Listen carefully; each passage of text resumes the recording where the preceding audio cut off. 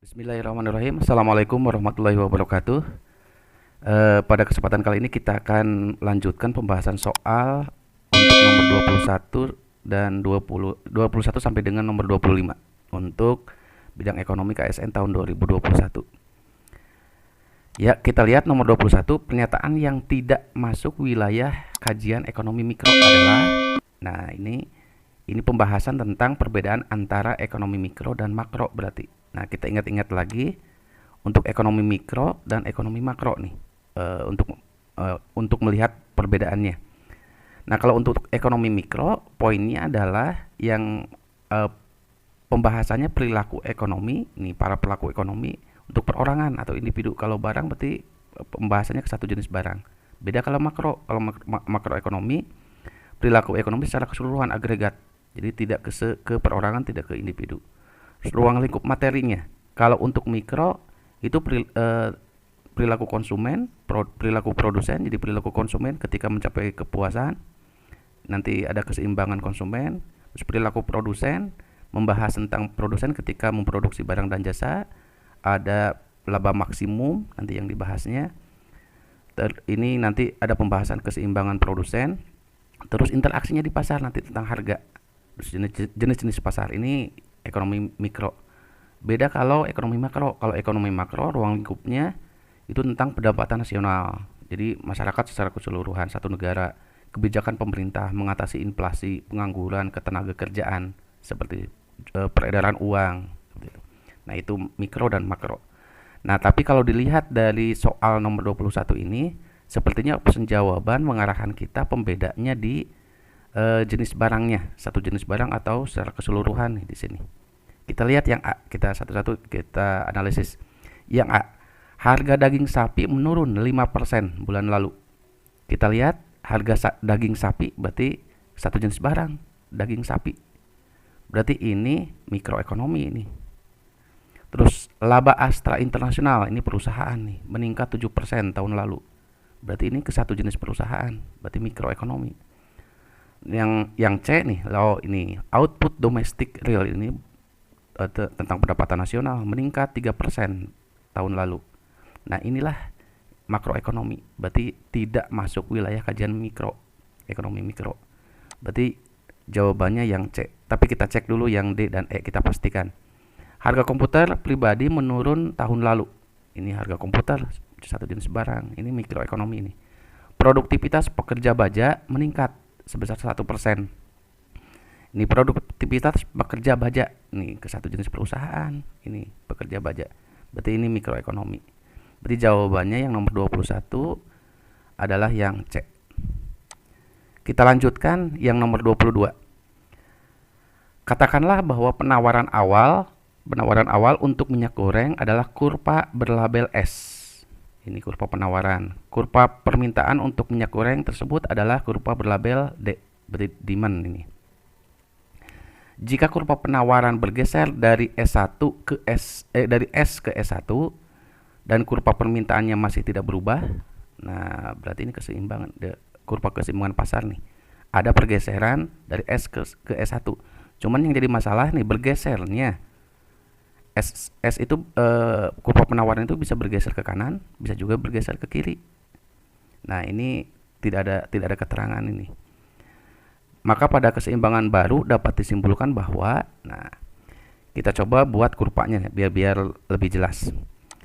Nah, posisinya ini slope penawaran, slope-nya positif.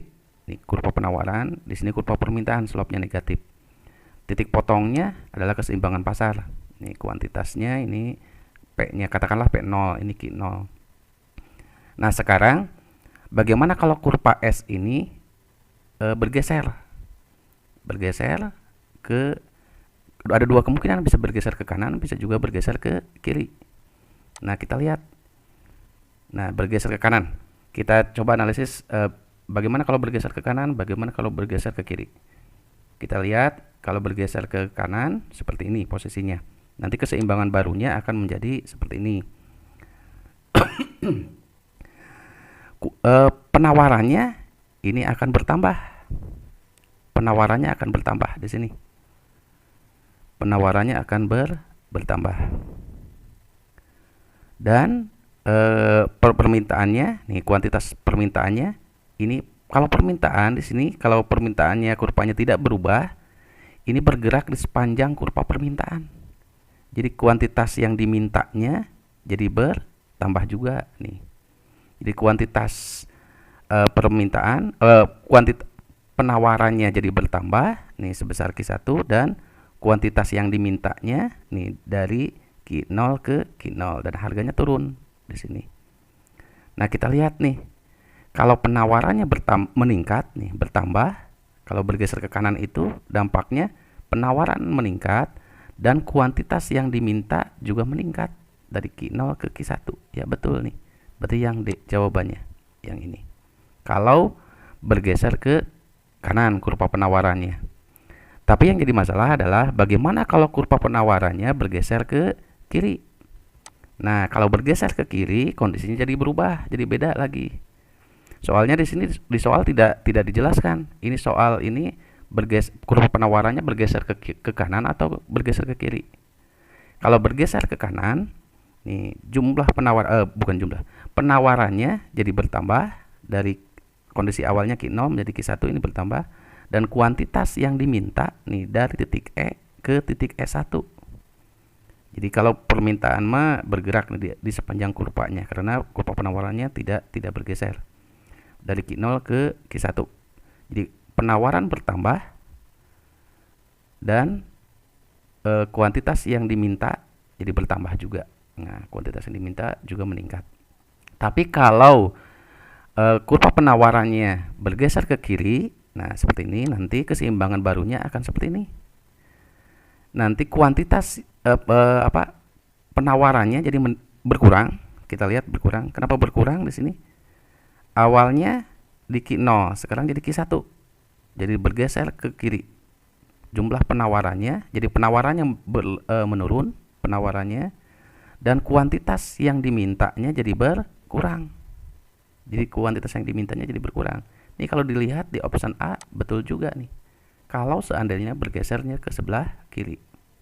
Nah, untuk yang B, C, dan E ini bisa kita analisis penawaran meningkat dan kuantitas yang diminta menurun. Kalau penawaran meningkat, kuantitas yang dimintanya meningkat. Harga menurun dan kuantitas yang diminta tidak berubah. Harga menurun, kuantitas yang diminta tidak berubah, justru jadi bertambah di sini kalau harganya berkurang. Penawaran meningkat dan kuantitas yang diminta juga meningkat. Nah, betul nih. Kuantitasnya dari Q0 menjadi Q1. Seperti itu. Permintaan meningkat, penawaran meningkat. Permintaan tidak meningkat nih. Permintaan diam saja kurva permintaan. Penawaran yang meningkatnya. Jadi kalau permintaan meningkat itu artinya kurva permintaannya bergeser. Bisa ke atas, bisa ke bawah. Seperti itu. Ya, untuk nomor 22 kalau dilihat, kalau keterangannya tidak dijelaskan bergeser ke kanan atau ke kiri, ya jawabannya ada 2. Seperti itu. Tapi kalau bergeser ke kanan, jawabannya yang D. Tapi kalau bergeser ke kiri, jawabannya yang A di sini. Ya, kita lanjutkan nomor 23. Nih, pada saat sales sebelum memiliki pekerjaan, ia harus mengeluarkan uang sebesar 3 juta. Nah, berarti ini belum bekerja, menganggur. Tapi yang namanya orang menganggur tetap butuh hidup, butuh untuk mencukupi kehidupannya. Berarti ada konsumsi yang dikeluarkan 3 juta untuk memenuhi kebutuhan selama 1 bulan. Setelah sales bekerja dan memperoleh penghasilan 8 juta, ia dapat menabung sebesar 500.000. Berdasarkan data tersebut, maka fungsi konsumsi sales dapat dinyatakan dengan ini. Berarti kita harus membuat fungsi konsumsinya. Nah, kita lihat lagi, diingat lagi materinya, bahwa di sisi konsumen, pendapatan itu akan didistribusikan ke dua aktivitas. Aktivitas konsumsi, dan kalau masih ada sisa akan ditabung. Jadi kalau dalam bentuk matematisnya berarti Y sama dengan C ditambah S. Jadi pendapatan kita itu akan digunakan untuk konsumsi, sisanya untuk menabung. Jadi C ditambah dengan S. Ya, kondisinya kalau lihat di soal, kondisi yang pertama, ketika menganggur. Kalau menganggur berarti Y-nya 0. Y1 ini 0. dan konsumsinya 3 juta. Ketika penghasilannya jadi 8 juta, berarti kondisi yang kedua, ini 8 juta, dapat menabung 500.000. Nah, pertanyaannya berapa konsumsinya? Kalau menabung 500.000, kita ingat kembali Y sama dengan C ditambah S. Kalau 8 juta ditabung 500.000, berarti C-nya ya 7 juta setengah. Seperti itu. Berarti kondisi yang pertama kalau mau disamakan variabelnya, Y ketika kondisi pertama Y-nya sama dengan 0, C-nya 3 juta. Kalau Y-nya 8 juta, berarti C-nya 7 juta setengah. Berarti coba diketahuinya ditabungkan 500.000. Nah, Y sama dengan C ditambah S, 500.000 ditambah 7 juta setengah, ya 8 juta. Seperti itu. Sebenarnya kalau ingin membuat fungsi konsumsi bisa dengan menggunakan cara dui koordinat. Ini kalau dari matematika. Caranya seperti ini. C min C1 per C2 min C1 sama dengan Y min Y1 per Y2 min Y1. Tapi disarankan kita pakai rumus cepatnya aja lah. Kalau ini terlalu panjang. Kita lihat fungsi konsumsi dalam bentuk umumnya adalah C sama dengan A ditambah BY. Bisa YD. Nah, di sini dalam variabelnya Y di sini. Nah, B di sini menunjukkan marginal propensity to consume atau MPC di sini. Nah, yang yang harus ditekankan di sini nilai A ini positif nilainya dan MPC juga nilainya positif. Nah, kita lihat nih di sini di opsi jawaban. Setidaknya kita bisa mengeliminir kemungkinan jawabannya. Untuk yang B, ini 3 juta di sini menunjukkan A nih. Yang 3 juta ini menunjukkan A. Yang 0,0 di sini menunjukkan MPC-nya nih. A dan MPC nilainya positif kalau fungsi konsumsi. Nah, berarti yang B ini negatif 3 juta ini salah nih. Sudah jelas nih. Terus berikutnya yang D juga salah. Ini min 3 juta. Terus yang E di sini nih, min 0,5625. Nah, ini salah nih. Jadi kemungkinan jawabannya hanya A dan B. Seperti itu. Jadi minimal kita bisa mengeliminir kemungkinan jawabannya A dan B. Nah, sekarang kita pastikan mana jawaban yang betulnya. Kita bahas kembali nih. Ketika Y sama dengan 0, maka C itu akan sama dengan A. Kita lihat saja di sini. Coba saja ketika Y-nya 0 dikali MPC berapapun, maka akan jadi 0, berarti C sama dengan A. Nah, kalau C-nya sama dengan A, ini adalah konsumsi minimal ketika Y-nya menganggur. Nah, berarti A-nya adalah 3 juta nih. Ketika menganggur, ketika belum memiliki pekerjaan, atau ketika Y-nya 0, berarti konsumsinya 3 juta nih. Nah, berarti kondisinya A-nya itu 3 juta. Jadi ketika Y-nya 0, maka konsumsinya itu adalah sebesar A. Nah, yang ketika belum punya pekerjaan, Y-nya 0. Nah, uang yang dikeluarkan 3 juta. Berarti A-nya adalah 3 juta. Nah, sekarang kita cari MPC-nya. Yang belum kita ketahui itu MPC-nya. Nah, untuk mencari MPC itu perubahan C dibagi dengan perubahan Y atau delta C dibagi dengan delta Y. Perubahan itu C2 dikurangi C1 dibagi dengan Y2 dikurangi Y1. Nah, ini Y1 C1 Y2 C2. Ini di sini. Kita isikan C2-nya 7 juta setengah dikurangi 3 juta dan Y2-nya 8 juta dikurangi 0. Berarti 4 juta setengah dibagi 8 juta itu hasilnya 0,56. Itu MPC-nya. A-nya 3 juta, MPC-nya 0,56. Berarti C sama dengan 3 juta tambah 0,56. Sebenarnya 5625 ini, tapi dibulatkan menjadi 0,56. Nah, berarti jawabannya, yang A 0,75 ini salah nih. Berarti jawaban yang betulnya adalah yang C. Seperti itu. Ya, berikutnya nomor 24.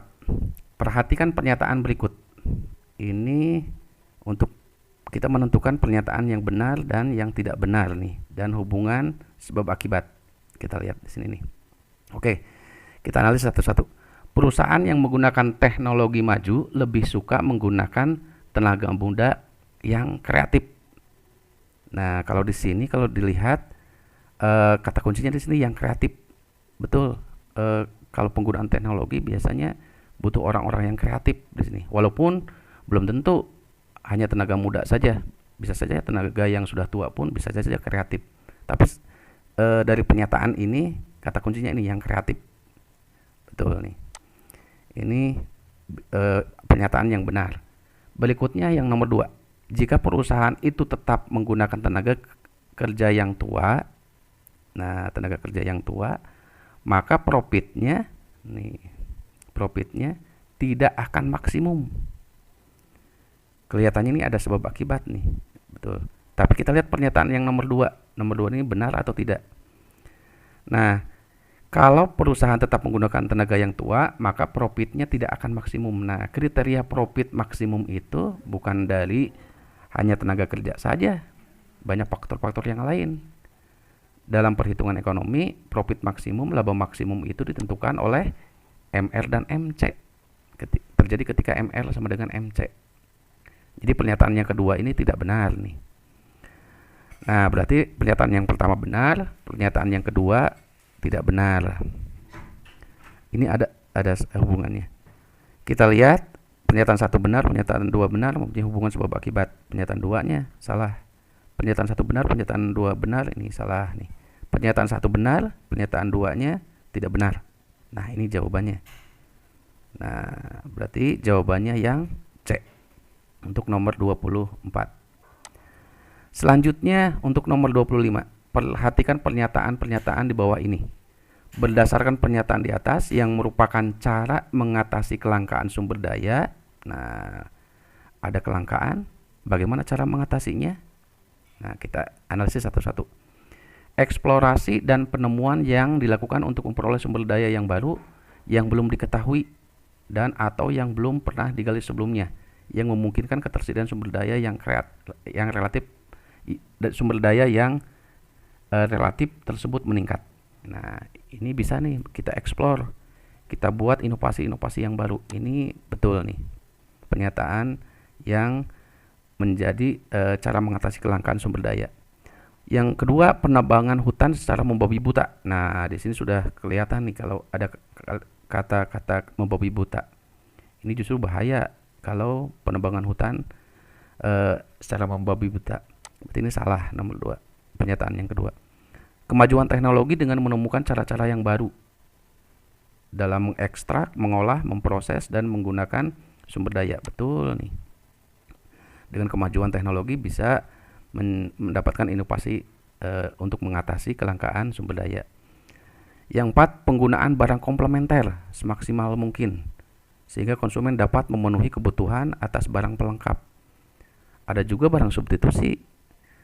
Katakanlah satu jenis barang terjadi kelangkaan, yang dicari itu ya penggantinya, barang penggantinya, bukan barang komplementernya. Yang nomor 4, menurut saya salah nih. Yang kelima, pemanfaatan kembali dan daur ulang barang-barang yang tidak dipakai oleh produsen dan konsumen tertentu, tetapi karena masih layak dan berfungsi masih bisa digunakan. Ini recycle nih, recycle barang ini bisa menjadi salah satu cara untuk mengatasi kelangkaan sumber daya. Nah, jawabannya yang 5. Ini termasuknya cara mengatasi. Ini jadi betul nih yang pernyataan nomor 5. Berarti jawaban yang betulnya 1, 3, dan 5. 1, 3, dan 5. Jawabannya yang B. Ya, demikian pembahasan nomor 21 sampai dengan nomor 25. Nanti untuk pembahasan berikutnya di video pembelajaran selanjutnya lagi. Terima kasih atas perhatiannya, semoga bermanfaat. Assalamualaikum warahmatullahi wabarakatuh.